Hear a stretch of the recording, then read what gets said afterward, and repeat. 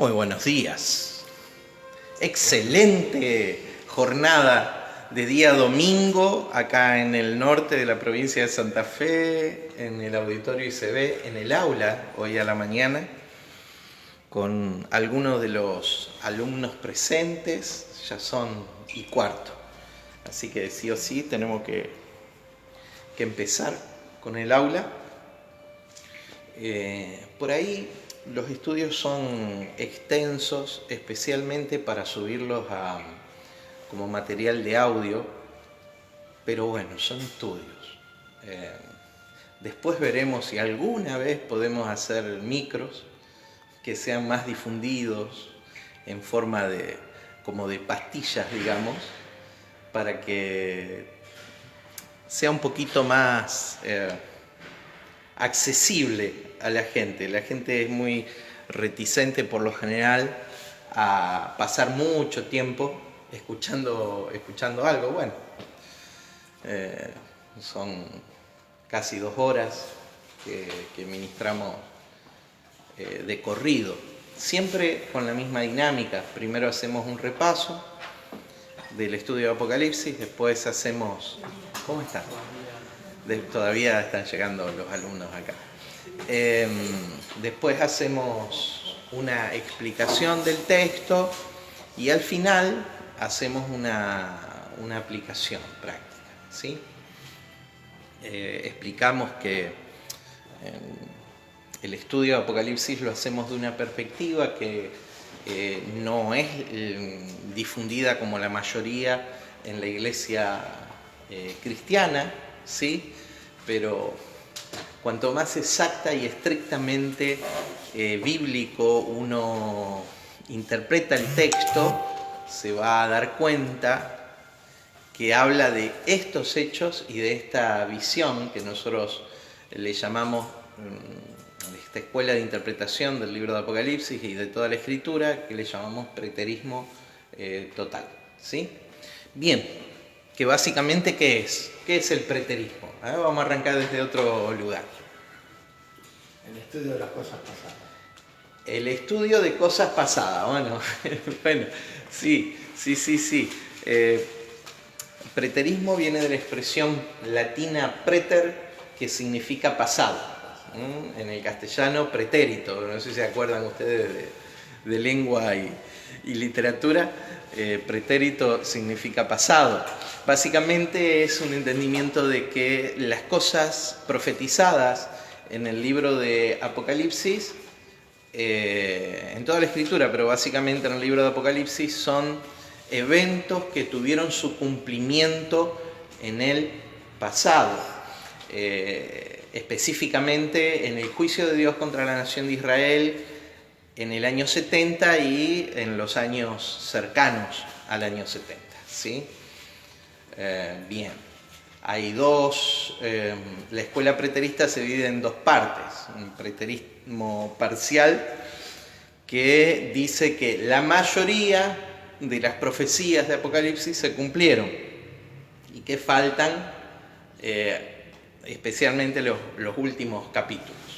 Nosotros adherimos a la otra corriente del preterismo, yo particularmente, que es el preterismo total, donde vemos un cumplimiento total y cabal de lo que narra el libro de Apocalipsis. Culturalmente se deformó la palabra porque Apocalipsis en el castellano vino a significar cosas terribles, ¿sí? Del fin del mundo, cosas venideras, cosas que van a pasar. No. Esto es producto de la influencia y difusión de la filosofía futurista, dispensacionalista, ¿sí? Que es otra escuela de interpretación. Bien, dicho esto, oramos y comenzamos con nuestro repaso de lo que vimos. Brevemente lo vamos a hacer. ¿Quién va a orar? ¿Quién está para orar? Amén. Bien. Padre, en el nombre de Cristo Jesús, venimos delante de tu presencia para asimilar y adentrarnos cada vez más en estos en esta preparación que vos tenés para nosotros, que en estos estudios que son profundos aprendamos a diferenciar lo que es realmente tuyo y lo que es nuestro y lo dejemos de lado. Y seamos, como dice tu palabra, que nosotros menguemos y que vos crezcas cada día más a través de este conocimiento. Gracias te damos por esta posibilidad, Señor. En el nombre de Cristo Jesús. Amén. Amén. Libro de Apocalipsis. ¿Qué significa la palabra? Sencillita la pregunta. Es para entrar en calor. Revelación. La de recién era más compleja, Sí. Que es preterismo, pero bueno, revelaciones. Apocalipsis es revelaciones. La verdad que es otro de los nombres para describir Apocalipsis. En algunas traducciones anteriores se llama revelaciones, justamente. Bien, ¿cuándo fue escrito el libro de Apocalipsis? ¿Alguien me dice? Cambiando un poco de tema, yo leí una Biblia que tenía el libro de revelaciones, pero no al final. Me parece que por el medio. Mira, todas las Biblias que yo conozco lo tienen al final. Sí, no, ¿Sí? Y no decía Apocalipsis, decía revelación. Sí. Todas las Biblias que yo conozco lo tienen al final. Por ahí hay alguna que no conozca, alguna traducción o versión que no conozca, pero... Bien, ¿alguien más? ¿Qué pregunté recién? ¿En qué año? ¿En qué año se escribió el libro de Apocalipsis? 67, 68. En el año 68, 67, muy bien, Carmen, excelente. Cuando estas cosas que narra el libro de Apocalipsis, que se cumplen en el año 70 con la destrucción de Jerusalén, estaban a punto de suceder, ¿sí? Excelente, Carmen. Bajo el gobierno de Nerón César, ¿sí? Que aparece ahí claramente codificado, pero si nosotros lo decodificamos a partir de una interpretación del hebreo, ¿sí? Porque no deja de ser un libro bajo un perfil de profecía hebrea, porque ¿de qué nacionalidad era Juan? Hebreo, judío. Era hebreo. Entonces, en aquel tiempo, en el año 67-68, se escribe Apocalipsis sobre las cosas que han de suceder pronto. Pronto no son 2000 años. Pronto es pronto. Marcela, prontito nomás ya. Pronto es pronto. No es 2000 años después. ¿Sí? Bien. Especialmente uno de los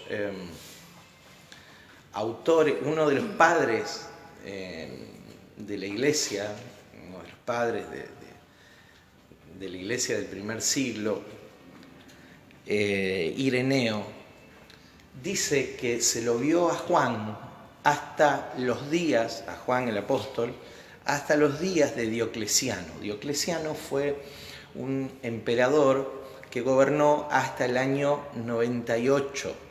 Entonces de ahí se toman algunos para decir que esa es la fecha de escritura de Juan. Ahora, que se haya visto a Juan en los días de Diocleciano no significa que él haya escrito el Apocalipsis esos días. ¿Ok? Bien. Entonces hay una fecha temprana donde podemos ubicar antes del año 70 la escritura del libro de Apocalipsis. Vamos, ¿por qué capítulo vamos? ¿Qué hay que desorientado? A ver, ¿por qué capítulo? ¿10? 17 vamos a estudiar hoy. Llegamos justo al final de las copas de ira. Y la última copa de ira es derramada y el juicio de Dios es completado. Primero 7 sellos, luego el séptimo sello desata 7 trompetas, la séptima trompeta desata 7 copas de ira. Y la última copa de ira marca la caída de la gran ciudad. Diga conmigo gran ciudad. Gran ciudad. Gran ciudad. Hoy tenemos que decodificar, ¿sí?, entre los elementos, porque ¿Qué es la gran ciudad? Porque ¿qué tipo de forma de escritura tiene el libro de Apocalipsis?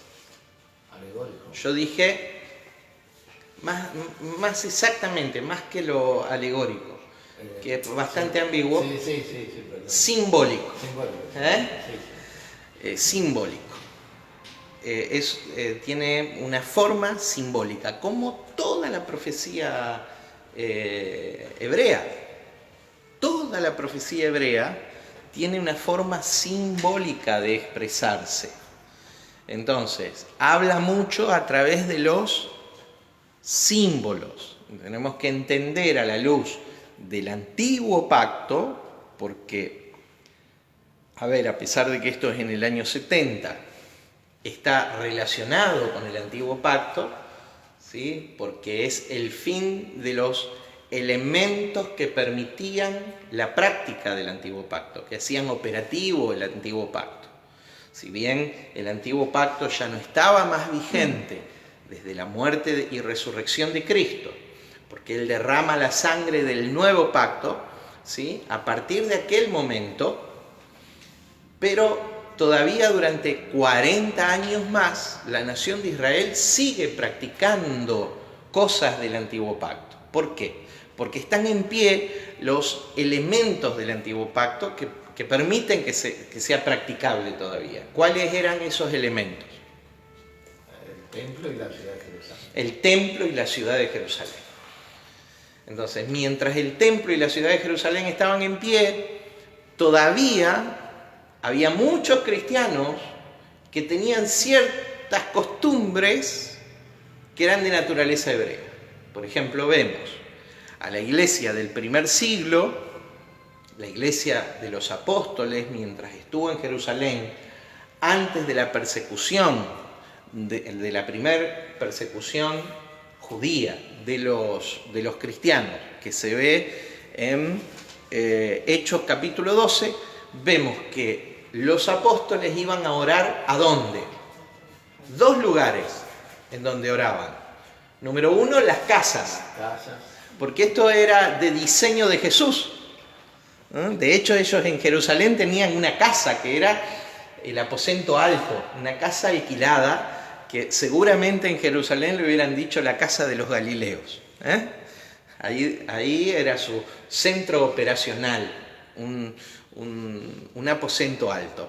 Pero en otro lugar, aparte de las casas, como dice Hechos 2:42, en otro lugar más, aparte de las casas, ¿dónde más oraban los apóstoles? Sinagoga. No, sinagoga no. Perdón, Sinagoga había, te explico esto, sinagoga había en ciudades fuera de Israel. Ahí había sinagogas. Fuera de la ciudad de Jerusalén. En Jerusalén no había sinagoga porque no era necesario.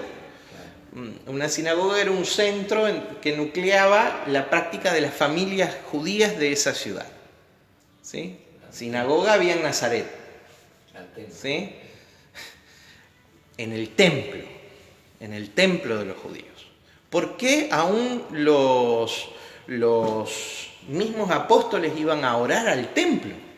Ahí donde hicieron algún milagro también, el paralítico, toma tu lecho y anda. Levántate, no tengo oro ni plata, pero lo que tengo te doy, en el nombre de Jesús, levántate. Y entonces el hombre paralítico se levantó y fue un suceso. ¿Dónde fue ese milagro?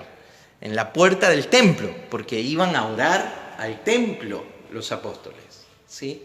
Entonces había todavía prácticas del antiguo pacto, y si los apóstoles tenían esa pequeña mezcla, si es necesario, el Pedro mata y come para que alguna vez ellos le hablen, especialmente Pedro, le abra el reino de Dios para los que no eran de etnia judía. Imagínense lo necesario que era para dar una señal clara, aparte para que se cumpla lo que Jesús había dicho acerca de Jerusalén y del templo. ¿Qué había dicho Jesús? Y sobre esto vamos a volver. ¿Qué había dicho Jesús acerca de Jerusalén y del templo? Bueno, muchas cosas, pero básicamente algo relacionado a lo que estamos estudiando. Que en el No iba a quedar piedra sobre piedra. No quedará piedra sobre piedra. Y en Mateo capítulo 24 dice, de cierto no pasará esta generación hasta que todas esas cosas acontezcan. Y decimos que una generación para el pueblo hebreo, ¿cuánto tiempo era? 40, pero están filosos, pueden dar la clase pero tranquilamente, ¿eh? Una generación es 40 años para el pueblo hebreo. ¿Por qué? ¿Alguien me lo puede? Ya yo también me pongo requisito, ahora ya pregunto por qué. ¿Por qué 40 años? Porque fue la generación que estuvo en el desierto. Por ejemplo, cuando Moisés saca a Egipto, ¿sí?, de la cautividad, y ellos se niegan a entrar a la tierra prometida por el tema de los espías y demás, Números 14. Esa generación perece en el desierto, excepto los dos que dieron buenas noticias a Israel, que ¿quiénes fueron? Fueron Josué y Caleb. Pero el resto murió en el desierto. ¿Y cuánto tiempo pasó para que una generación muera en el desierto? Pasaron 40 años. ¿Sí? Entonces, para un hebreo, una generación es 40 años. Y entonces, cuando Jesús dice esto en Mateo 24, unos meses antes de la crucifixión, era el año 30, después de Cristo. ¿Y 40 años cuánto es? Año 70. ¿Sí? Bien. Y expliqué varias veces con dato histórico. Hoy vamos a directamente leer una escritura de Flavio Josefo. Hoy si nos da el tiempo, directamente vamos a leer un párrafo de las guerras de los judíos, ¿sí? Para que entendamos el paralelo. ¿Por qué? Hay otras escuelas de interpretación, ¿sí?, que vienen de acuerdo al nivel de luz que han recibido, ¿sí? Durante muchos años, especialmente en la Iglesia Reformada, hubo una escuela muy fuerte historicista que vio en el transcurrir de la historia los elementos, en el transcurrir de los siglos, ¿sí?, los elementos que aparecen en el libro de Apocalipsis. Hay otra escuela que es la escuela idealista, que básicamente ve en cada generación, ¿sí?, en cada generación presente, ve los elementos que pudieran manifestarse, los elementos que aparecen en el libro de Apocalipsis. Entonces, es posible que la figura del anticristo aplique a algún personaje de esa generación. Es posible que algún evento como la destrucción de tal o cual situación aplique, como alguna peste, aplique. Pero esa es la escuela idealista. Nosotros adherimos a otra, yo particularmente adhiero a otra escuela, que es la escuela preterista. Esto fue cumplido absolutamente en el pasado. Y llegamos al capítulo 17. Se derrama la séptima copa de ira y uno de los ángeles que tienen las copas de ira en la mano le va a dar un mensaje claro a Juan. Y lo vamos a ver en el capítulo 17. Aparece ahí un elemento. Diga la gran ciudad.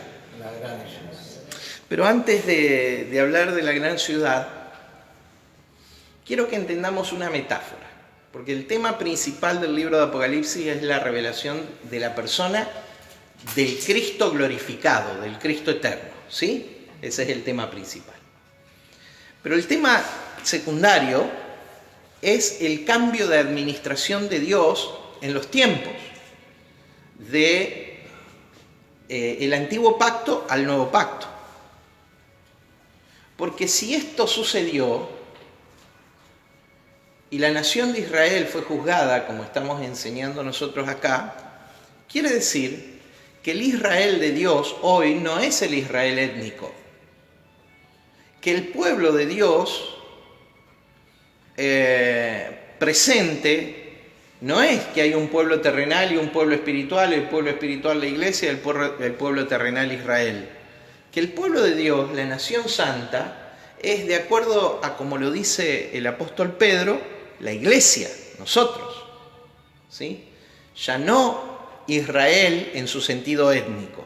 Y que la iglesia es el Israel espiritual, porque no son hebreos los que son circuncidados según la carne, sino los que son circuncidados en su corazón, dice la Escritura, dice el apóstol Pablo. Entonces, la iglesia es, de alguna manera, el Israel espiritual. En la iglesia se cumple la totalidad del pacto hecho con Abraham. Y que no pudo cumplirse en la nación de Israel a causa de la dureza del corazón de ellos. ¿Sí? Bien. La figura del cambio de administración, una de las figuras que va ganando protagonismo a medida que va avanzando el libro, es la figura de un divorcio. Diga conmigo divorcio.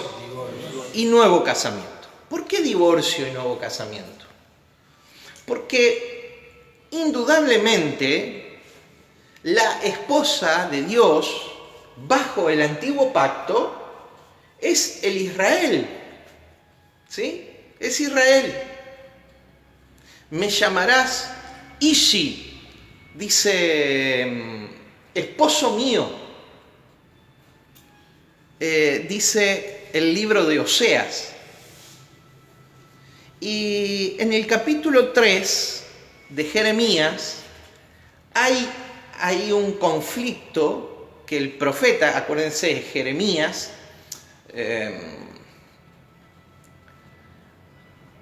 el profeta del lamento, del lloro. Algunos dicen el profeta llorón, qué feo, pero no es así. El profeta del lamento. En el idioma griego, no en el hebreo, en griego, Jeremo significa lamento, ¿sí? Y justamente es el autor de Lamentaciones, Jeremías.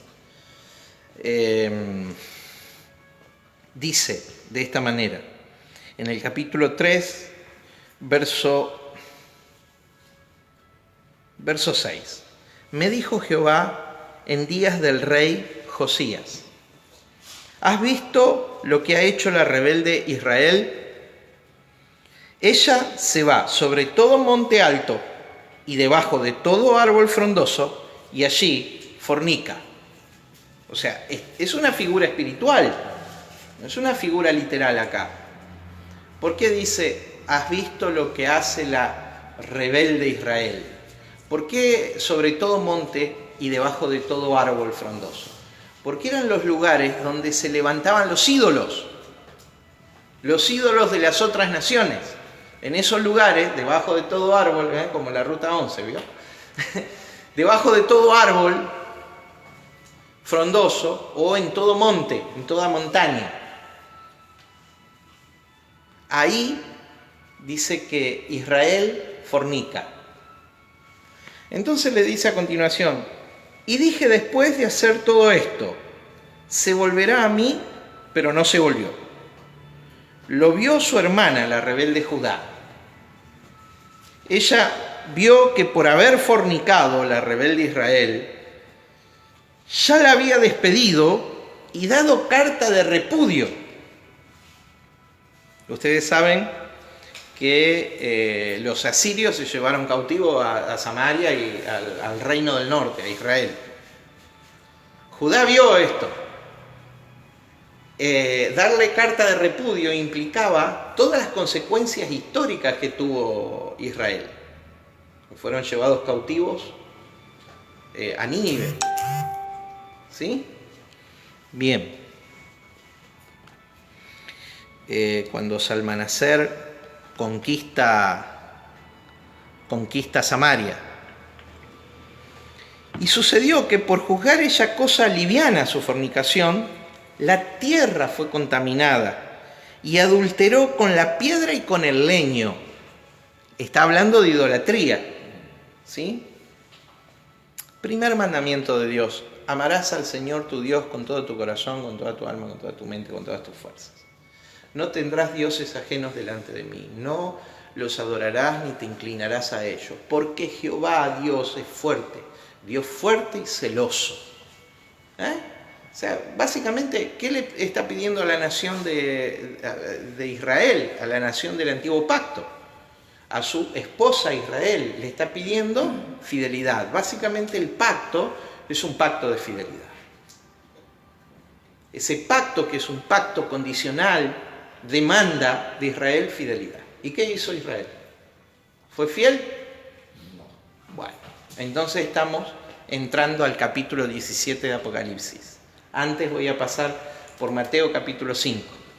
Cuando la Biblia habla de cartas de repudio, le di carta de repudio a Samaria, ¿no?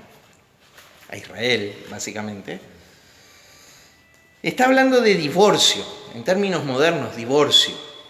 ¿Sí? Documento legal de disolución del pacto matrimonial. Bien. Y Jesús, en el capítulo 5, porque ¿qué tenemos en la Escritura? En la Escritura tenemos la expresión: lo que Dios unió no lo separa el hombre. Porque el hombre, en su estado original de inocencia, el hombre listo para el gobierno de todas las cosas, en el pacto matrimonial no es entre Adán y Eva. Acá me voy a meter en un lío. Bueno, no importa. Si preguntan, Marcela, fíjate en él. El pacto matrimonial original en el estado de inocencia del hombre no es entre Adán y Eva.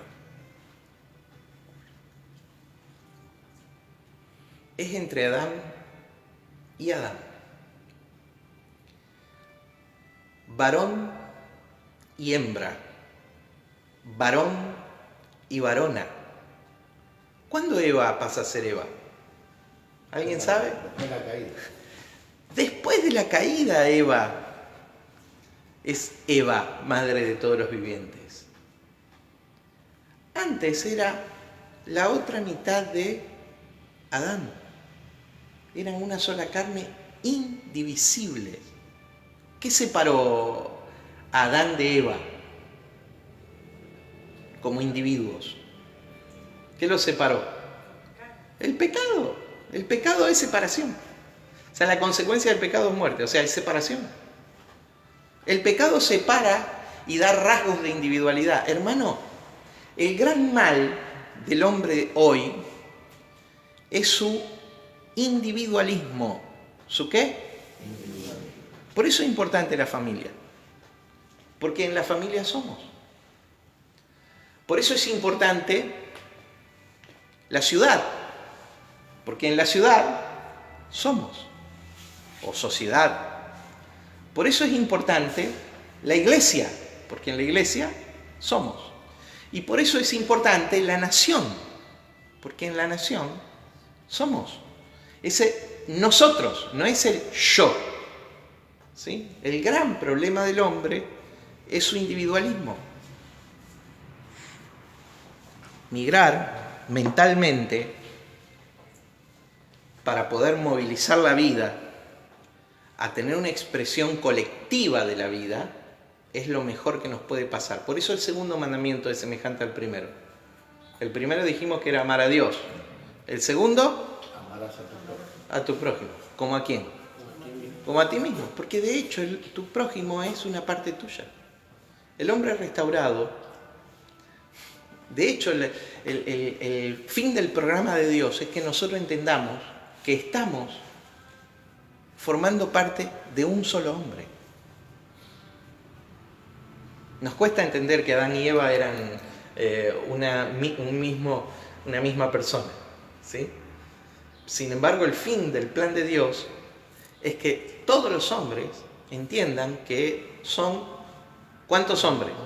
¿Y cómo lo llama la Biblia? Esto es alto nivel. A ver qué... Vamos. El nuevo hombre, creado en la justicia y santidad de la verdad, según el apóstol Pablo en el capítulo 4 de Efesios. ¿Cómo lo llama? El nuevo hombre. ¿Y quién es el nuevo hombre? Cristo. Cristo manifestado. El nuevo hombre es el ciudadano de la nueva creación. Bueno, por eso vamos al final de hoy, si el tiempo nos deja, vamos a aplicar esto. Diga conciencia colectiva. Conciencia colectiva. Diga, soy uno con mi esposa, con mi esposo. ¿Ah? No puedo decir eso. Bueno, diga, soy uno Soy uno. con quienes habitamos la ciudad. Con quienes habitamos la ciudad. Soy uno Soy uno. con quienes componemos la iglesia. Con quienes componemos la iglesia. Soy uno Soy uno. con quienes habitamos la nación. Con quienes habitamos la ciudad. Componemos la nación, ¿sí? Soy uno con quienes forman parte de este planeta. Bueno, pero hace falta una conciencia muy elevada para aceptar y vivir bajo estas verdades. Si no, es el hombre sometiendo a otros hombres. La historia de la humanidad. Jesús, en base a esto, lo que unió Dios no lo separa el hombre, fue categórico, porque el que se une con la repudiada o la separada, dice, toma a la mujer por un uso y costumbre de aquella época. Nosotros bien podemos tomar a la mujer o al hombre, ¿sí? Dice que el que se une a ella adultera, dice. Oíste que fue dicho, no cometerás adulterio. Pero yo os digo que cualquiera que mira a una mujer para codiciarla ya adulteró con ella en su corazón. Por tanto, verso 31 del capítulo 5. También fue dicho, de Mateo, cualquiera que repudia a su mujer, dele carta de divorcio. Pero yo os digo que el que repudia a su mujer, a no ser por causa de fornicación, hace que ella adultere, y el que se casa con la repudiada comete adulterio. Entendemos que el que se casa con la divorciada dice comete adulterio. Dice a no ser por qué, causa de Fornicación. O sea, hay un motivo. Hay un motivo que Jesús mismo admite la división conyugal. ¿Sí? Es el mismo motivo que encontramos en Apocalipsis. Si no, observe el envilecimiento, la perversión de quien fue la esposa del antiguo pacto, la esposa de Dios del antiguo pacto. Vamos al capítulo 17, donde tenemos Babilonia la Grande y el conflicto de su identidad. Básicamente, ¿quién es Babilonia la Grande? Permiso, me voy a acomodar, porque hoy hacía frío, pero ahora me está dando calor. Yo no sé si es la palabra, si son los ojos de ustedes, que están muy en silencio. Por favor, diga algo, para que yo sepa que no están dormidos, por favor. Ahí está. Yo no sé, lo veo a Martín escribiendo y escribiendo. Después me gustaría ver el apunte, que está haciendo.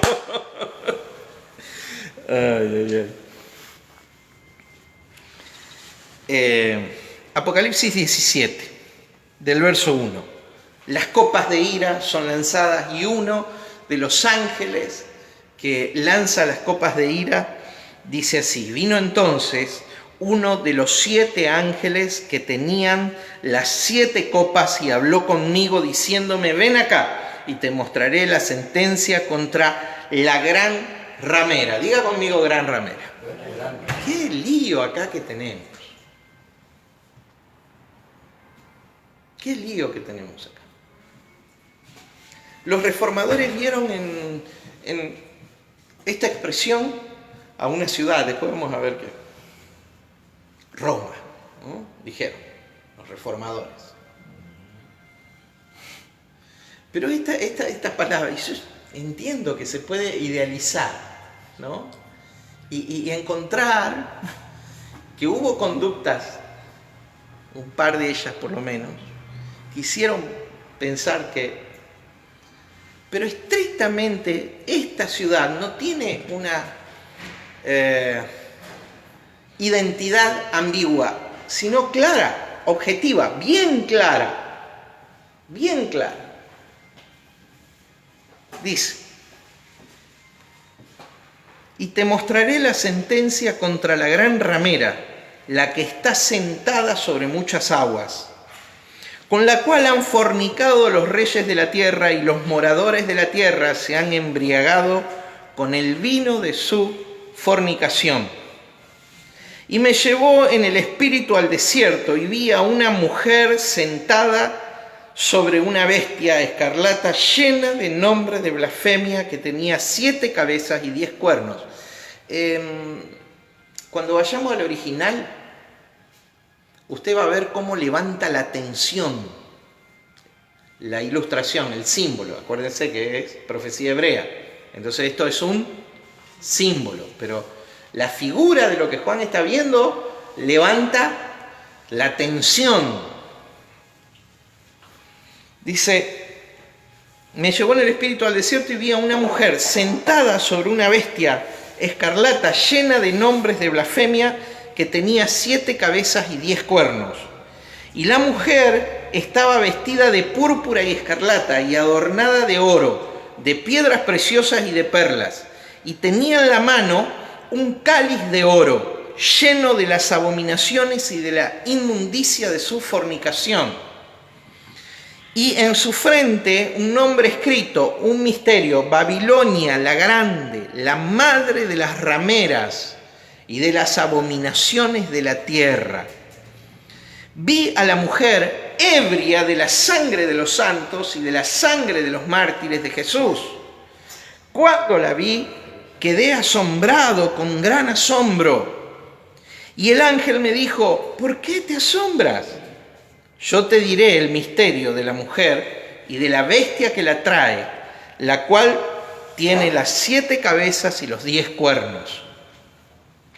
La bestia que has visto era y no es, y está por subir del abismo e ir a perdición. Y los moradores de la tierra, aquellos cuyos nombres no están escritos desde la fundación del mundo en el libro de la vida, se asombrarán viendo la bestia, que era y no es, y será. Esto para la mente que tenga sabiduría. Oh, cuántos sabios hay en este lugar. Padre, danos sabiduría en la interpretación de la profecía. Las 7 cabezas son 7 montes sobre los cuales se sienta la mujer. Y son 7 reyes, 5 de ellos han caído, uno es, y otro aún no ha venido, y cuando venga es necesario que dure breve tiempo. La bestia que era y no es también el 8º, y es de entre los 7, y va a la perdición. Y los 10 cuernos que has visto son 10 reyes, que aún no han recibido reino, pero por una hora recibirán autoridad como reyes juntamente con la bestia. Estos tienen un mismo propósito y entregarán su poder y su autoridad a la bestia. Pelearán contra el Cordero y el Cordero los vencerá. Porque Él es Señor de señores y Rey de reyes, y los que están con Él son llamados y elegidos y fieles. Me dijo también: las aguas que has visto donde la ramera se sienta son pueblos, muchedumbres, naciones y lenguas. Y los 10 cuernos que viste en la bestia, estos aborrecerán a la ramera y la dejarán desolada y desnuda, y devorarán sus carnes y la quemarán con fuego. Porque Dios ha puesto en sus corazones ejecutar lo que Él quiso, ponerse de acuerdo y dar su reino a la bestia hasta que se cumplan las palabras de Dios. Y la mujer que has visto es la gran ciudad, que reina sobre los reyes de la tierra. Verso 18, la mujer es una ciudad. Babilonia era una ciudad. Babilonia es una ciudad donde nace es el origen de todos los cultos espirituosos que no tienen nada que ver con la revelación de la persona de Dios. ¿Sí? Ahí en Babel tenemos que remontarnos a Génesis 10 para encontrar su origen.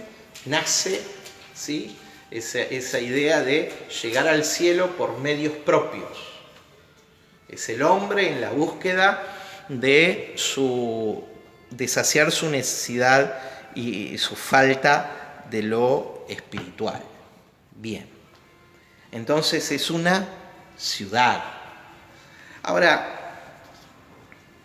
no solo es una ciudad, sino es una ciudad, diga conmigo bestia, porque aparece acá una bestia. En el capítulo 14, ustedes se acordarán, aparecen dos bestias, una que surge del mar y el otro de la tierra. ¿Sí? Bueno, ¿cuáles eran esas bestias? ¿Se acuerdan? Lo explicamos bien, cómo encajaba la profecía. Nerón César. La segunda bestia, Nerón César. ¿Y la primera bestia? Roma. Roma. Dice que el poder de la segunda bestia viene de la primera. O sea que el emperador gobierna con el poder de Roma. Es el emperador del Imperio Romano. Ahí es donde se revela el número de la bestia, que en realidad es la revelación del nombre de la bestia, que es Nerón César Augusto. ¿Sí? El último de los emperadores de una dinastía. Y hoy es importante saber eso porque vamos a ver en el segundo párrafo, ¿sí?, la caída de la primer dinastía de emperadores romanos y el reemplazo por la segunda. ¿Sí? Bueno, ¿qué sucede cuándo? En el año 68. ¿No le suena el año? Bien. ¿Por qué? Que dijimos que el año 68 es el año en que nadie me mira, están todos en otra. En que se escribió el libro de Apocalipsis. Bien. Entonces ya vamos ajustando cuándo se escribió.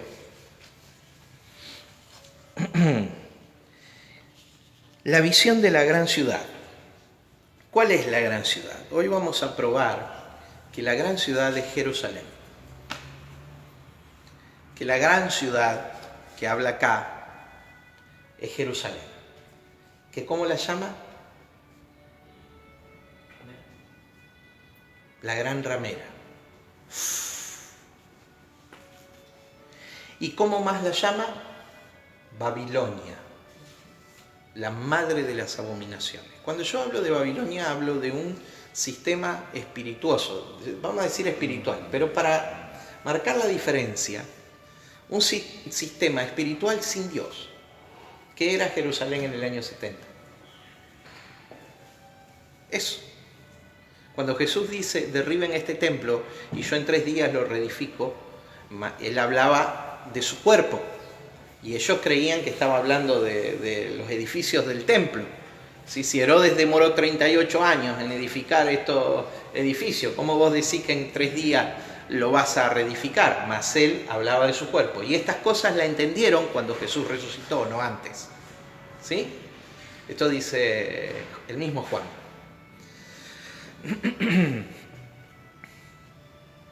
Entonces, cuando Jesús estaba siendo crucificado, Babilonia es un sistema espirituoso sin Dios. ¿Está claro? Cuando Jesús estaba siendo crucificado, ¿dónde estaba la presencia de Dios? Ahí se empieza a hacer un cortocircuito entre el antiguo y el nuevo pacto. Paca. Se nos pelan los cables. ¿Dónde estaba la presencia de Dios? Jesús está siendo crucificado. ¿Dónde es crucificado Jesús? En la cruz. Ahí estaba la presencia. Bueno, en la cruz. ¿Y dónde estaba puesta la cruz? En el Gólgota. ¿sí? El monte de la calavera, el Gólgota. ¿Dónde queda? ¿Saben dónde queda? Según los evangelios, queda en el camino a Jericó, en las afueras de Jerusalén, ¿sí? En un lugar que hoy se conoce como el Calvario de Gordon. Después les mostraré algunas fotografías. Extraordinario la imagen de la calavera en forma de piedra. Bien, ahí fue crucificado Jesús. Desde ese lugar se observa la ciudad de Jerusalén. Desde ese lugar se ve el templo. ¿Dónde decían los judíos, los sacerdotes y los contemporáneos de Jesús que estaba la presencia de Dios? En el templo. ¿Y dónde decía Jesús que estaba la presencia de Dios? Destruyan este templo y yo en 3 días lo reedifico. En su cuerpo, en él, ¿sí? En la cruz. Pasa que hay una señal cuando Jesús muere. Algo que pasa en el templo. Hay un gran terremoto, hay tinieblas, hay varias cosas que pasan. Se abren los sepulcros y resucitan algunos. Cuando Jesús muere, sucede que el velo que separaba el lugar santo del lugar santísimo se rompe como de arriba a abajo, ¿sí? Como si una misteriosa mano lo hubiera tirado. ¿Para qué se rompe el velo? Para denunciar la mentira de la religión judía, de la religión hebrea, que ahí adentro, detrás del velo, estaba la presencia de Dios. ¿Qué había ahí adentro? Nada. Era una habitación vacía. Porque no hay registro de que el arca hubiera vuelto de la cautividad de Babilonia cuando fue llevada, cuando fue tomado por Nabucodonosor. Y todas las cosas de valor fueron llevadas y el templo de Salomón destruido. Entonces, ¿qué había en el lugar santísimo en los días de Jesús?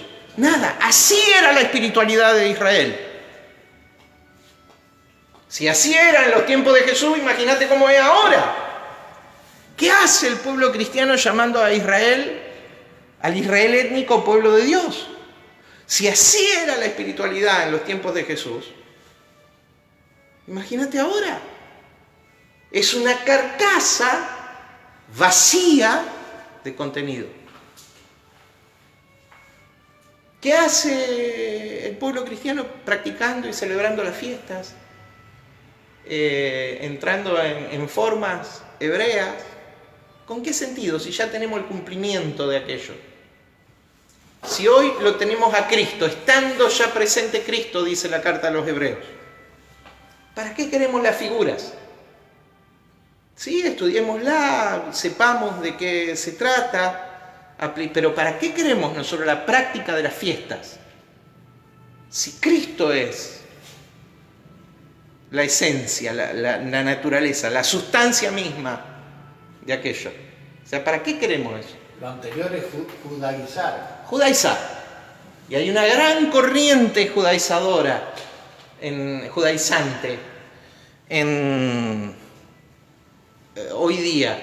O sea, porque hay tanto antiguo pacto presente, porque no hay claridad. Sí. Es mostrar a Israel como pueblo de Dios y no a Cristo como el Salvador de él. Totalmente. Totalmente. Y hoy, lo digo hasta el cansancio, Israel tiene su salvación, el Israel étnico, el pueblo hebreo, el pueblo judío, tiene su salvación de la misma manera que todas las naciones de la tierra. Mirando a Cristo por la fe, aceptando a Cristo por la fe. ¿Se entiende? Y ahí despierta espiritualmente. Ahí despierta espiritualmente. Bien.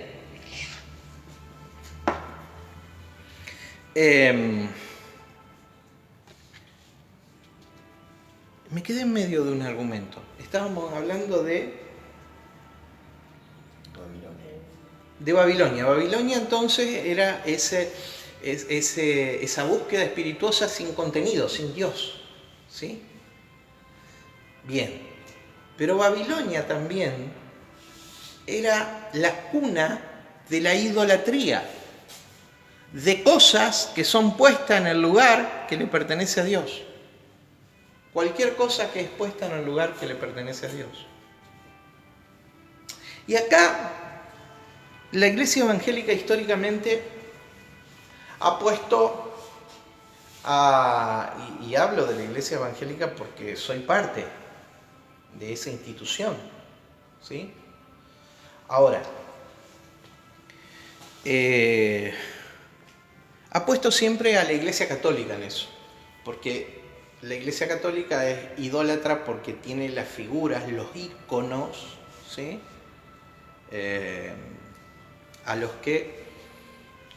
Con los que ellos dicen se ayudan a la fe para representar a...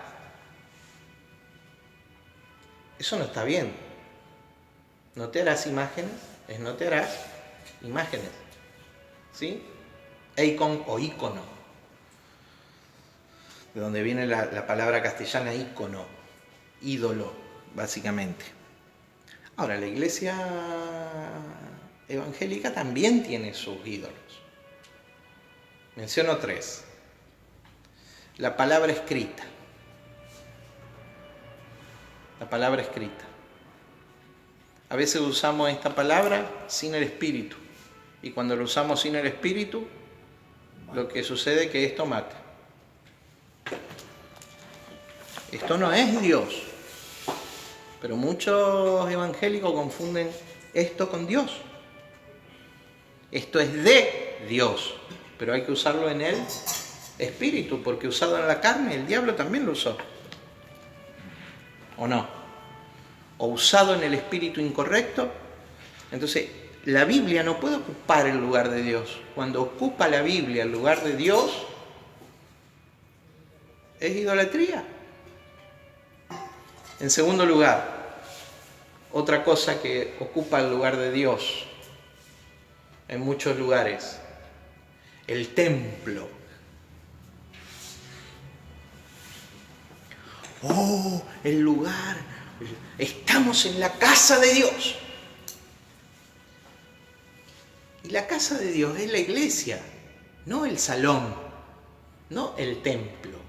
Y la iglesia somos nosotros. Bajo ningún punto de vista la iglesia es un edificio físico. ¿Está? O sea, ¡ay, el lugar santo, sacrosanto! Es santo a causa de nosotros y de nuestras prácticas. Como es santa tu casa. Ah, no, pero la iglesia es más santa. La verdad que no. No. ¿Por qué? La iglesia, el auditorio, el templo. Porque esta es una idea antiguo pactista, un lugar a donde Dios habita. Ese era el templo de los judíos, pero no es la iglesia de Cristo. La iglesia somos nosotros. Entonces la iglesia a veces ocupa el lugar, o la iglesia, el templo, el auditorio, ocupa el lugar de Dios. No existen los templos en el Nuevo Testamento. No. Para diferenciar del templo que somos nosotros. ¿Sí? Si no, habría algo que rivalizaría con nosotros. Yo soy casa de Dios, pero el lugar también es casa de Dios. No. El lugar no es casa de Dios. Casa de Dios somos nosotros. Tercer ídolo que la iglesia evangélica ha incorporado. Estoy haciendo una explicación, hermano. Ya antes del final estoy haciendo una explicación. Después voy al texto, a la explicación. El pastor. Pobrecito el pastor. No le haga eso a su pastor. Por favor, se lo pido encarecidamente, especialmente a los que están acá en el aula, porque me toca a mí, por este tiempo, ser su pastor. Entonces, no me haga eso. No siga a un pastor. No ponga al pastor. ¿Dónde dice que el pastor es cabeza de la iglesia? ¿En qué deformidad doctrinaria dice que el pastor es cabeza de la iglesia? Cristo es cabeza de la iglesia. Mostrame un solo lugar en la Biblia. Ah, pero si la cabeza anda mal, todo el cuerpo anda mal. Mostrame un lugar en la Biblia donde diga que el pastor es cabeza. Hay pastores que asumen el rol de cabeza. Ojo con esos pastores. Porque se quejan de la Iglesia Católica Romana porque le llaman cabeza al Papa. Pero la cabeza de la Iglesia, ¿quién es? Ah, pero esa regla se la aplicamos a ellos. Perdón por el ellos y nosotros, está muy mal, pero se la aplicamos a... Pero ¿y nosotros? Nunca sigas un pastor. ¿Está claro? ¿A quién tenés que seguir? ¿A quién tenés que seguir? A Cristo. En todo caso, de lo que de Cristo hay en nosotros. ¿Me entendió?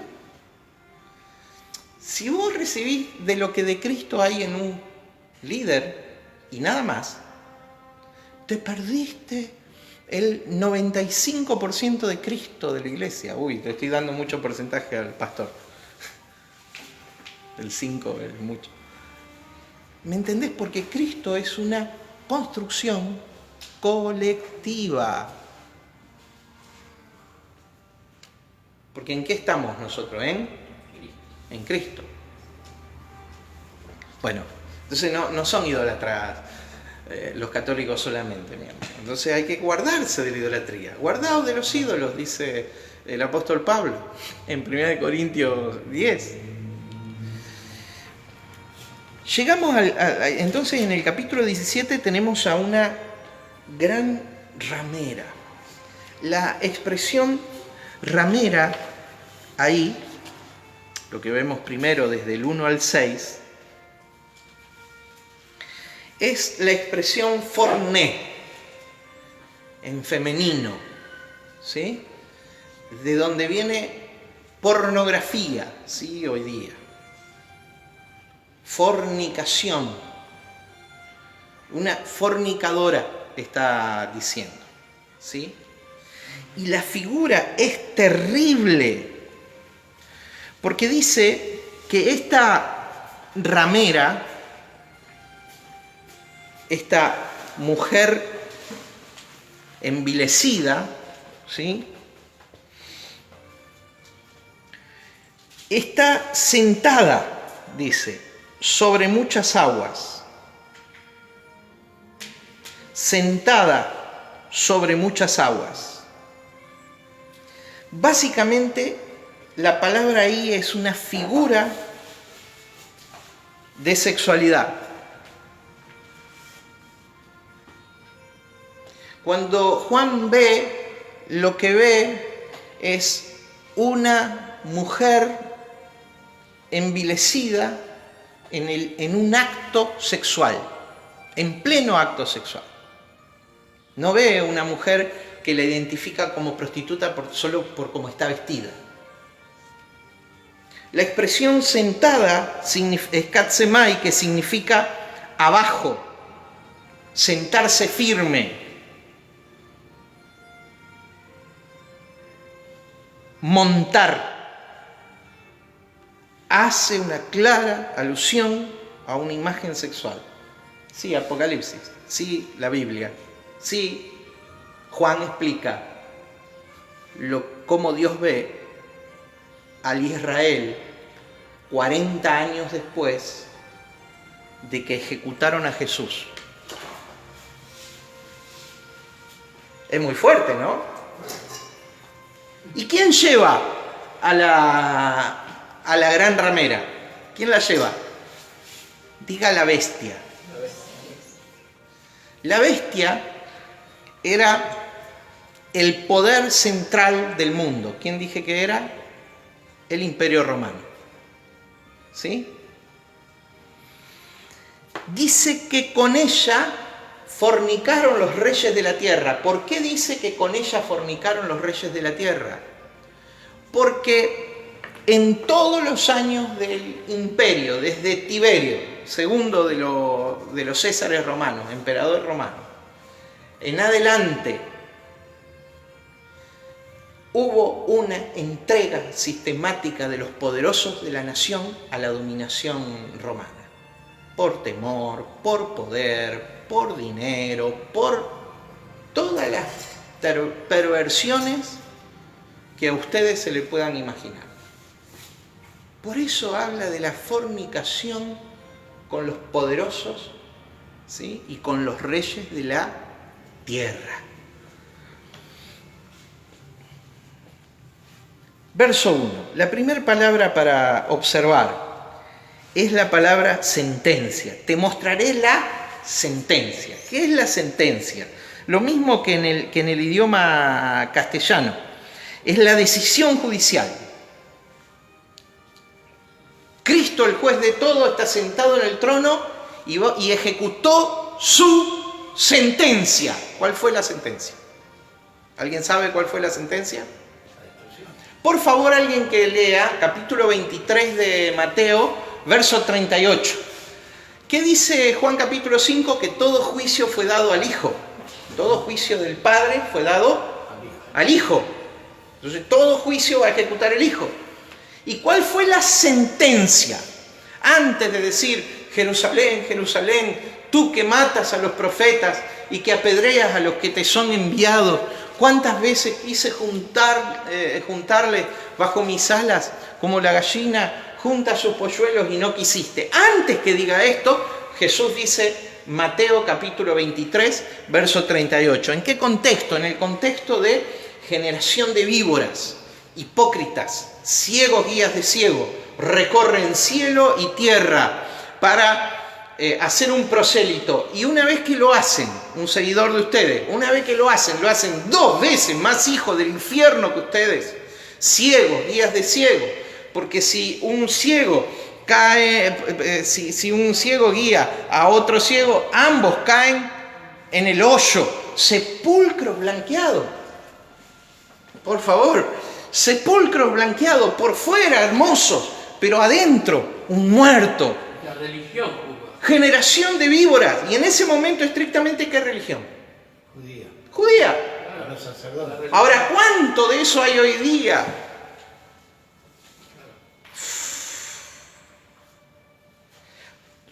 Porque en la cátedra de Moisés se sientan los escribas y los fariseos, hagan todo lo que ellos dicen, mas no hagan como ellos hacen, porque ellos atan pesadas cargas sobre los lomos de las personas y ellos ni con un dedo están dispuestos a seguirla.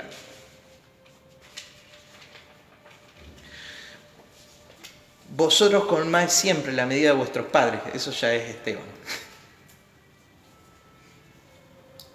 Por favor, ¿qué dice el verso 38 después de decir todas estas cosas? ¿Qué dice el verso 38? He aquí vuestra casa os Es dejada. desierta. Bien. Diga conmigo, le mostraré la sentencia. Si todo juicio fue dado al Hijo, ¿cuál es la sentencia judicial que el Hijo soltó y que 40 años después se iba a ejecutar sobre la nación? Vuestra casa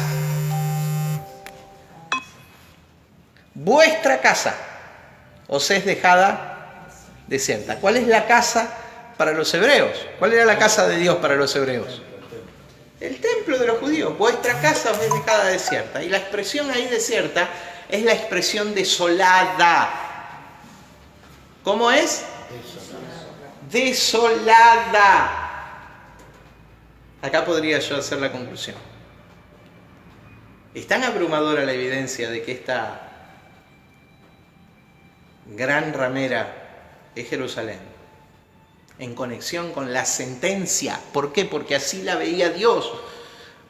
Tanta formación futurista y que Israel, el pueblo terrenal y que, los hebreos, qué sé yo. Nos cuesta ver a Jerusalén nosotros de esa manera. Pero así la veía Dios. Después de que ejecutaron a Juan el Bautista.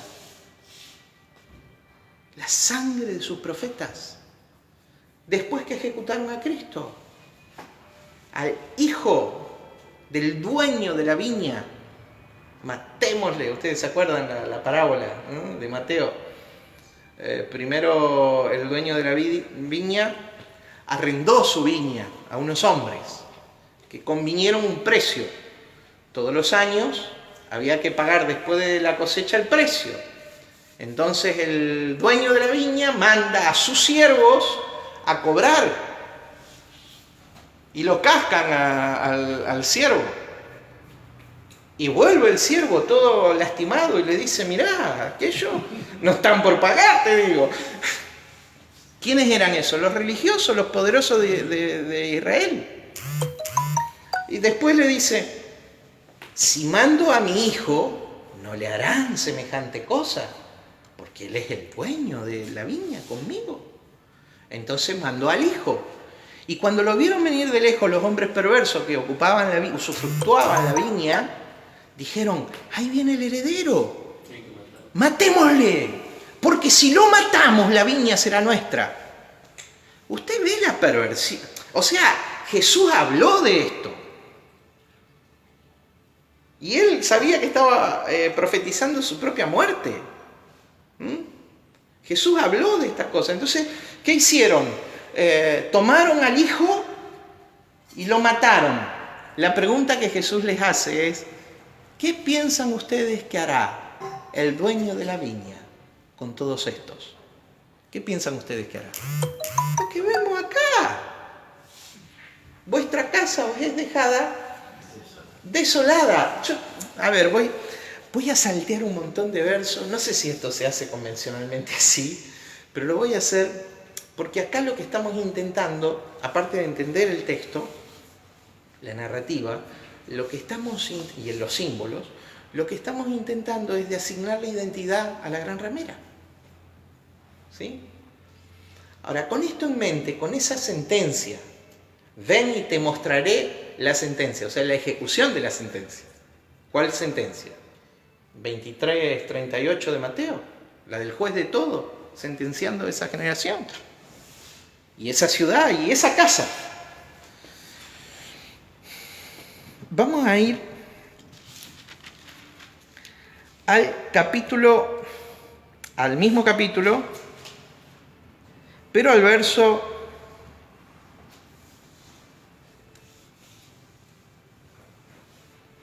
del 15 al 18.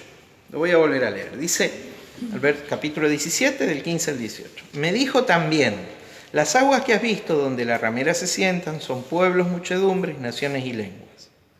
Y los 10 cuernos que viste de la bestia, estos aborrecerán a la ramera, a la mujer, a la ciudad. ¿A qué ciudad aborrecerán? No es Roma ahí.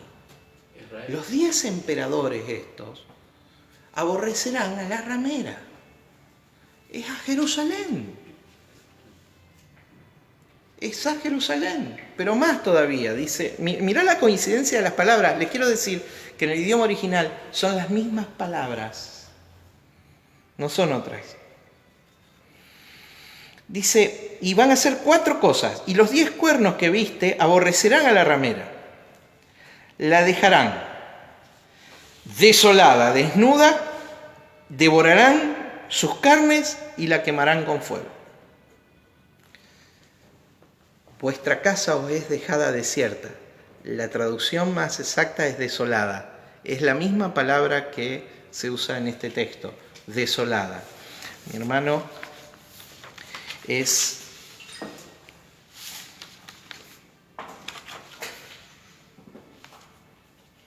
la palabra jeremo. ¿Sí? Es la misma palabra que en Mateo 23:38. Y si es la misma palabra, este es el cumplimiento de aquella sentencia.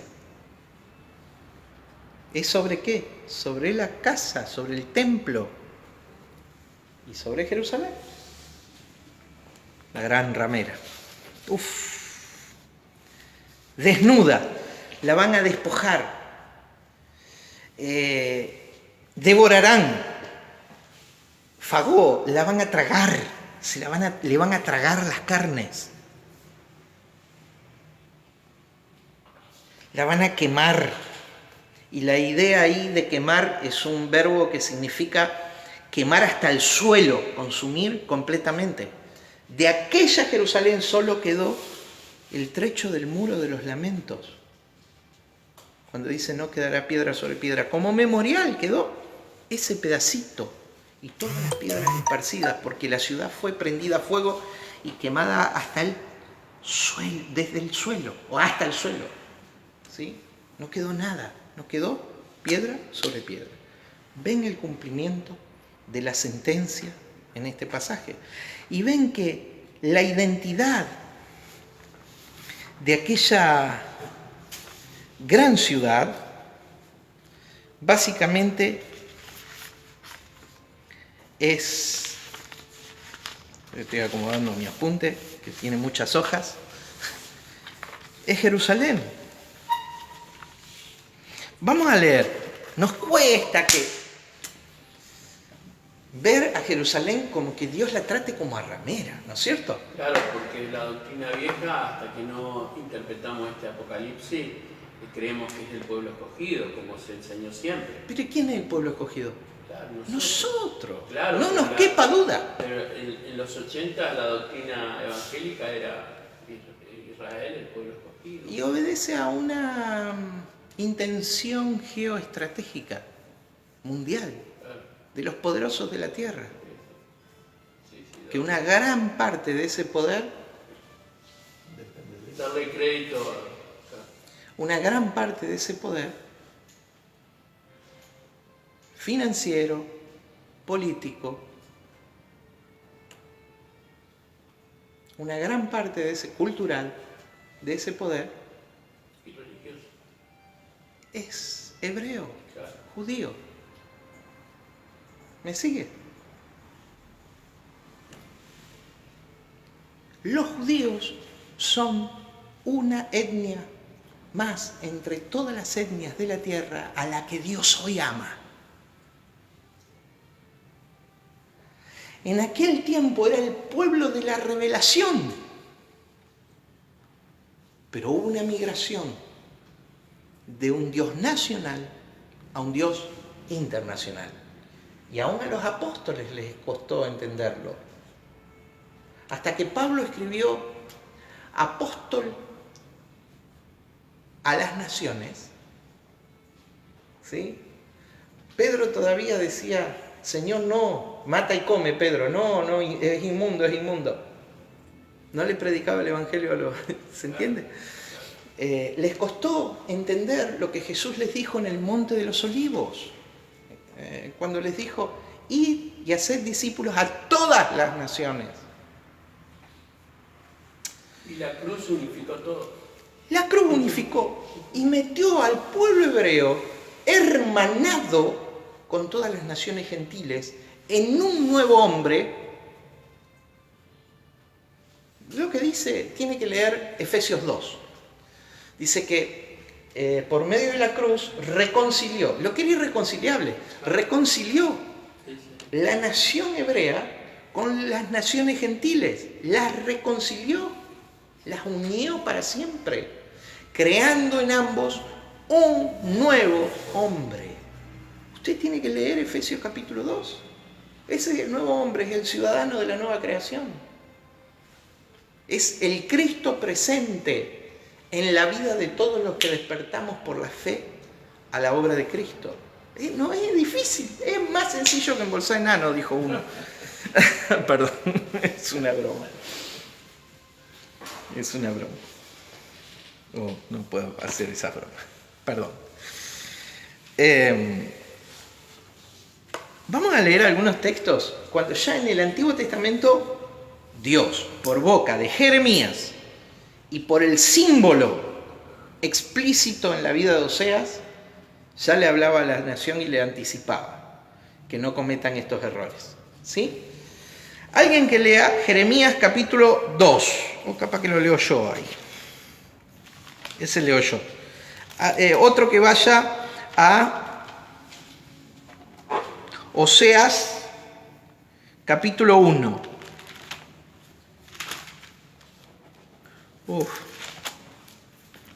Oseas capítulo 1, ¿quién lo va a leer?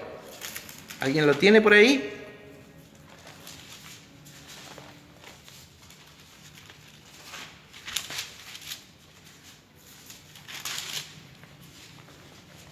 ¿Alguien lo tiene?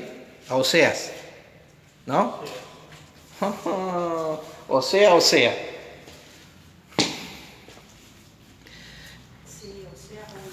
Bueno, tenelo ahí con un dedito. Yo ya después te digo cuando lo leas. Yo leo primero Jeremías. ¿Sí? Jeremías capítulo 2, verso 20. Dice: porque desde muy atrás rompiste tu yugo y tus ataduras y dijiste, no serviré. Con todo eso, sobre todo collado alto y debajo de todo árbol frondoso, te echabas como ramera. ¿A quién le está diciendo? A Israel, a Jerusalén, básicamente. Jeremías está anticipando la destrucción de Jerusalén por Nabucodonosor, que no fue ni la sombra de lo que fue la destrucción de Jerusalén por mano de Tito. ¿Está? Dice: te planté de vida escogida, simiente verdadera toda ella. ¿Cómo pues te me has vuelto sarmiento de vida extraña? Verso 22.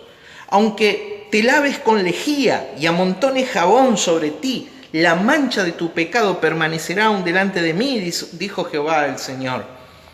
¿Cómo puedes decir, no soy inmunda? Nunca anduve tras los Baales.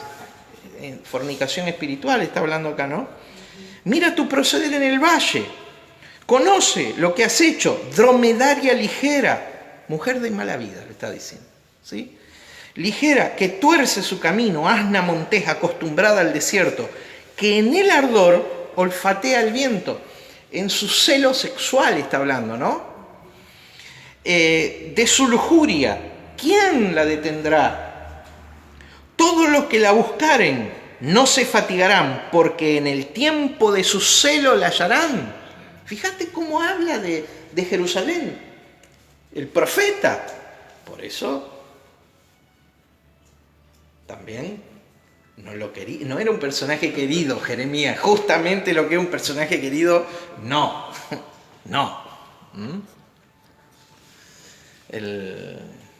La tumba más destacada en el valle del Cedrón, que ahí es del Monte de los Olivos, ¿sí? Es la del profeta Jeremías. Y seguramente cuando Jesús dice, habla sepulcro blanqueado, una tumba hermosa le hicieron a Jeremías, mientras que lo despreciaron toda su vida los hebreos. Pero la tumba era hermosa. Sigo. Guarda tus pies de andar descalzo y tu garganta de la sed, mas dijiste, no hay remedio en ninguna manera, porque a extraños he amado y tras ellos he de ir.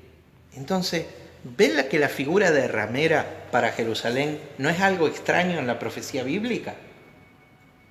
¿Se dan cuenta? A nosotros nos cuesta por toda la impronta que nos metieron con el futurismo. Pero vamos a leer hasta el 28.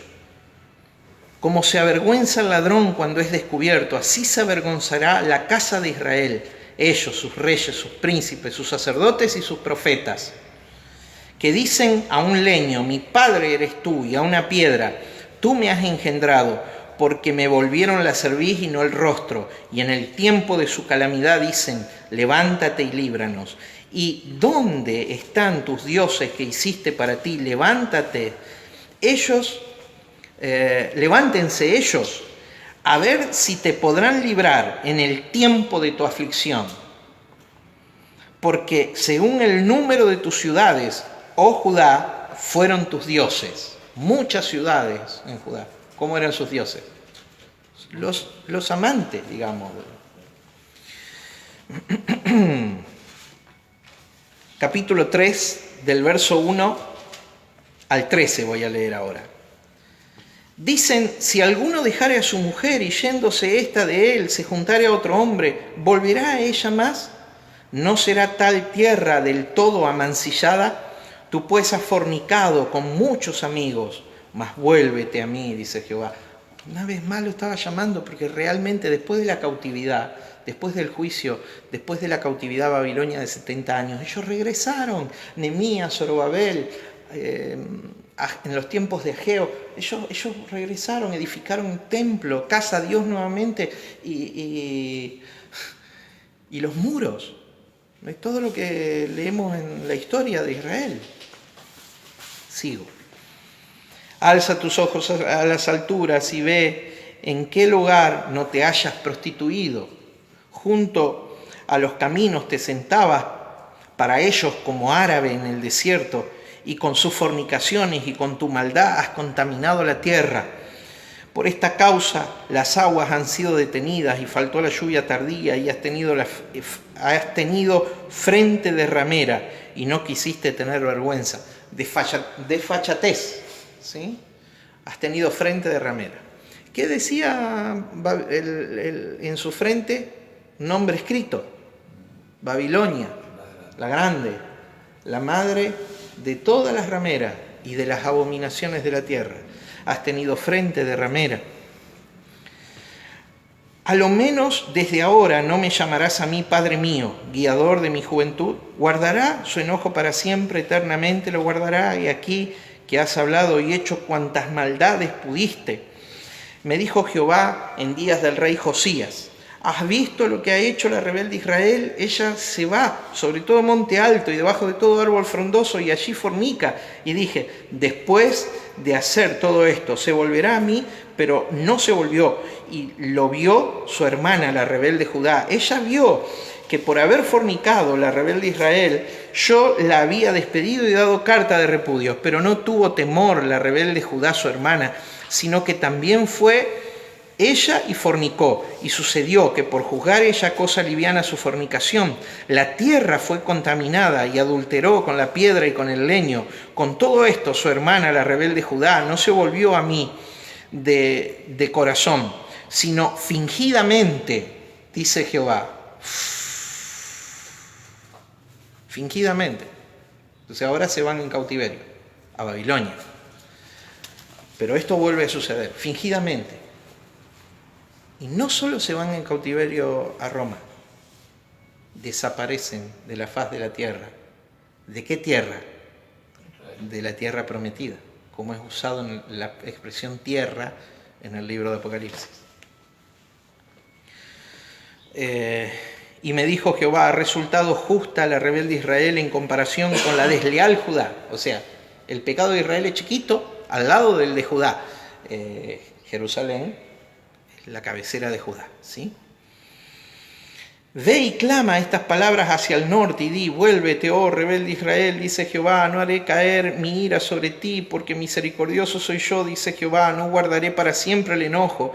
Reconoce pues tu maldad, porque contra Jehová tu Dios has prevaricado y fornicaste con los extraños debajo de todo árbol frondoso y no oíste mi voz, dice Jehová. Para los que dicen, pero dice que no va a guardar para siempre. Claro, después de 70 años volvió, pero ese es el juicio de aquella toma de Jerusalén. Luego ahora vienen los romanos y se terminó. Ponen un punto final al tema. Ejecutan la sentencia de Jesús. Porque si esto pasaba cuando todavía no habían matado a Juan el Bautista, no le habían cortado la cabeza a Juan el Bautista. Si esto hablaba Jeremías, cuando todavía no habían matado al Cristo, crucificado al Cristo. Si esto hablaba cuando todavía no habían apedreado a Esteban, después de estas cosas. ¿Qué tenían en el cáliz de oro? Dice la gran ramera. Las abominaciones de su fornicación. ¿Sí? ¿Y qué más? ¿Estaba ebria de qué?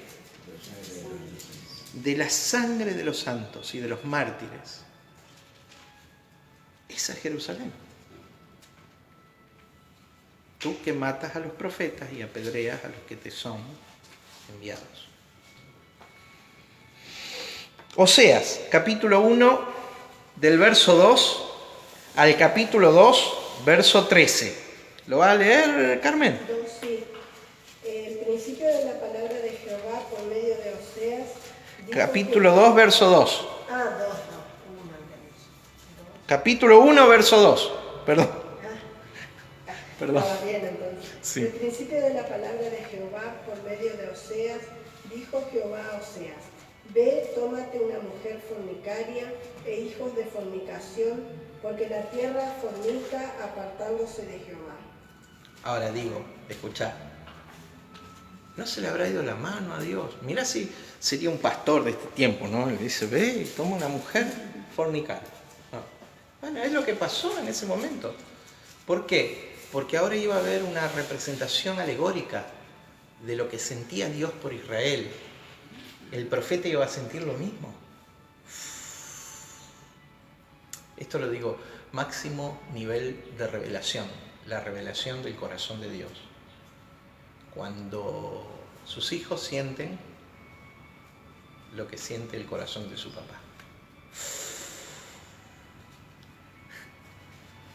Esto pasó con Jeremías. Mirad y ved a cuantos pasáis por el camino, si hay dolor, como mi dolor que me ha venido. Lamentaciones 1:12. Pero esto pasó con Oseas. Ve y toma una mujer adúltera, ramera, y hijos, que no van a ser tus hijos, le está diciendo. Serán hijos de fornicación, serán hijos de los amoríos de esta mujer. Y ahí le pone nombre a los hijos. Uno de esos hijos se llama Ishi, mi esposo. Y es toda una declaración ahí en ese contexto. ¿Querés seguir leyendo? Fue pues y tomó a Gomer, hija de Diblai, la cual concibió y le dio a luz un hijo. Y le dijo Jehová: ponle por nombre Jezreel, porque de aquí a poco yo castigaré a la casa de Jehú por causa de la sangre de Jezreel, y haré cesar el reino de la casa de Israel. Y en aquel día quebraré yo el arco de Israel en el valle de Jezreel. Concibió ella otra vez y dio a luz una hija, y le dijo Dios: ponle por nombre Ruama, porque no me compadeceré más de la casa de Israel, sino que los quitaré del todo. Más de la casa de Judá tendré misericordia, y los salvaré por Jehová su Dios. Y no los salvaré con arco, ni con espada, ni con batalla, ni con caballos, ni jinetes. Después de haber destetado a Ruama, concibió y dio a luz un hijo. Y dijo Dios: ponle por nombre Lo-Ammi, porque vosotros no sois mi pueblo, ni yo seré vuestro Dios. Con todo, seré el número de los hijos de Israel como la arena del mar, que no se puede medir ni contar. Y en el lugar en donde les fue dicho: vosotros no sois pueblo mío, les será dicho: sois hijos del Dios viviente. Ahí lo dice, donde hubo un pueblo que se le dijo no son. Ahí le será dicho a ese pueblo: son hijos del Dios viviente. O sea, hay que leer la profecía, hay que interpretarla, gira en torno a esto, a la lectura del plan de los siglos. Y el pueblo que no es pueblo, acá está, somos. ¿Sí? Donde no eran hijos, vosotros sois hijos. Leo yo un texto más. Capítulo 9, verso 1. La aplicación, Dios hace la aplicación acá en Oseas de toda la metáfora del matrimonio nefasto de Oseas. ¿Sí? Dice: no te alegres, oh Israel, hasta saltar de gozo como los pueblos, pues has fornicado apartándote de tu Dios, amaste salario de ramera en todas las eras del trigo. ¿Sí? O sea, a nosotros nos cuesta, por tanta impronta antiguo pactista en la iglesia hoy, por tanta visión de retraso, por tanta cuestión futurista, ¿sí?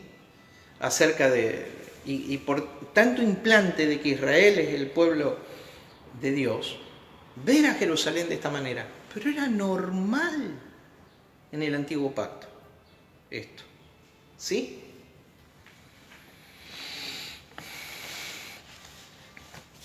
Verso 4 del capítulo 17.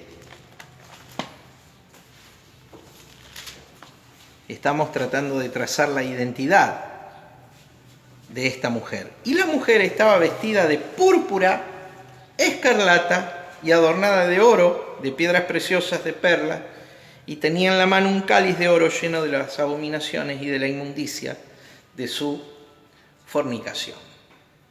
A ver, cuando los reformadores leían esto, púrpura y escarlata, dijeron, ese es el clero. Ellos vestidos de negro o de marrón, ¿sí? Pero ¿y el clero cómo? De púrpura y de rojo. Entonces, puede que ellos hayan visto una sombra de aquello, una repetición espiritual de aquello. Pero en los tiempos que Juan escribía, ¿qué hablaba con el púrpura y con el carmesí, con el rojo? ¿De qué hablaba? Del oro y de las piedras preciosas. Quiero leerles una escritura de Flavio Josefo. Esto está sacado del material El Apocalipsis de los Judíos, del hermano Orellana.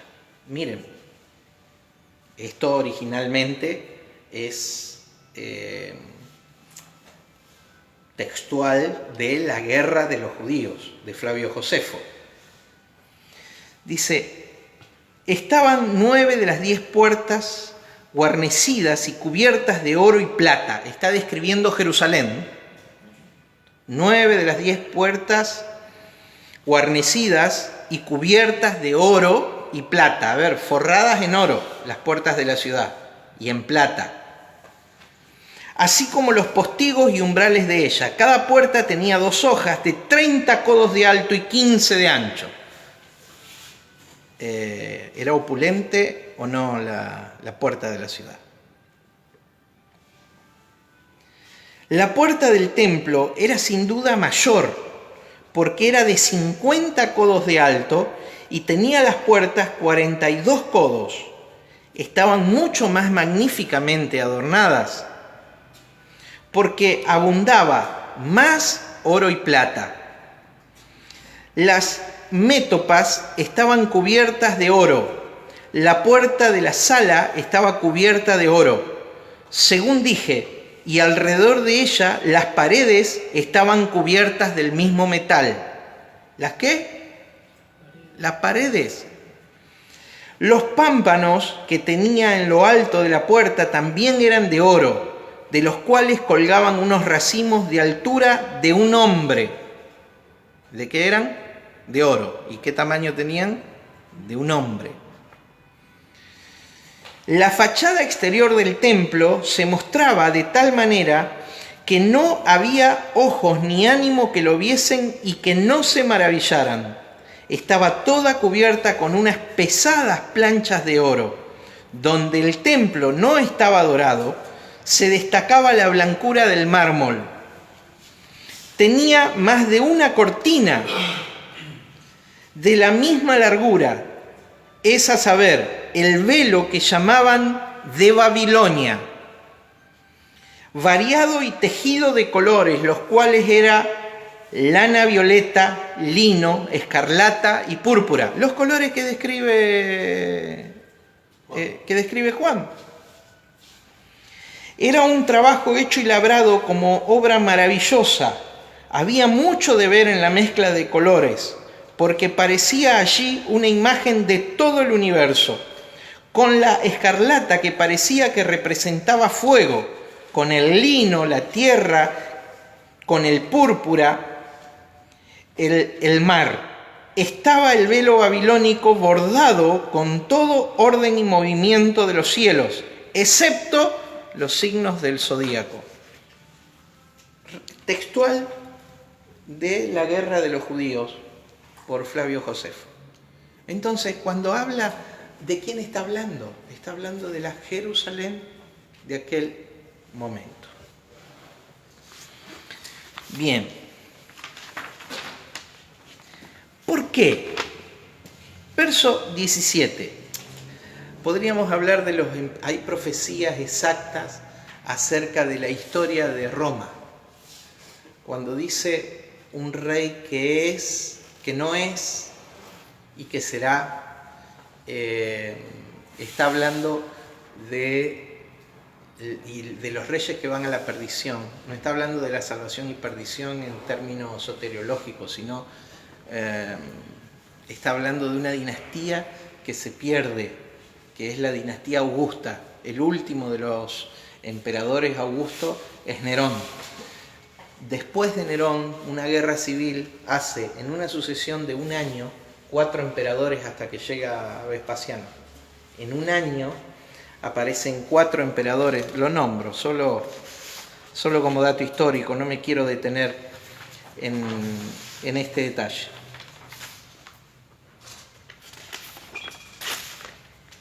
Nerón, que gobierna hasta el año 68, Galba, el 68 y 69, Otto, el 69, Vitelio, el 69, y Vespasiano, el 69 hasta el 79. Ahí están los 5 reyes, uno que no es, el otro que viene. Bueno, no me voy a detener en esto. Quiero ver en la expresión del verso 17, por favor, para ir terminando porque se nos va el tiempo. Porque Dios ha puesto en sus corazones ejecutar lo que Él quiso. ¿Lo que Él qué? El juicio sobre Jerusalén fue lo que Él quiso.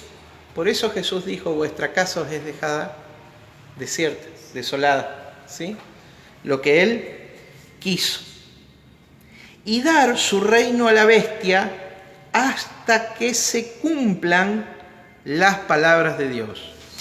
Dar su reino a la bestia, no es el diablo, hermano, acá. La bestia es el instrumento de juicio de Dios sobre la nación de Israel. ¿Entiende? Dar su reino a la bestia. ¿Quién le dio el reino a la bestia? Dios.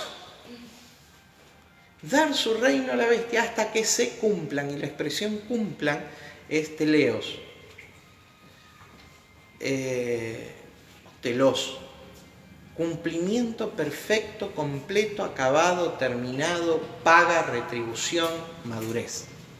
Eso es lo que significa. Perfeccionamiento. Llegó el juicio de Dios sobre la nación sobre la ciudad de Jerusalén. La semana que viene vamos a ver la segunda mitad de la destrucción de Jerusalén. ¿Sí? Y cómo fue prendida a fuego desde sus cimientos, o hasta sus cimientos. Vamos a ver el capítulo 18. Mi hermano, a partir de que termina este programa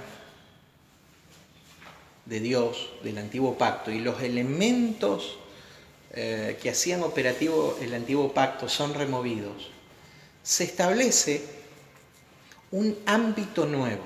Diga ámbito nuevo.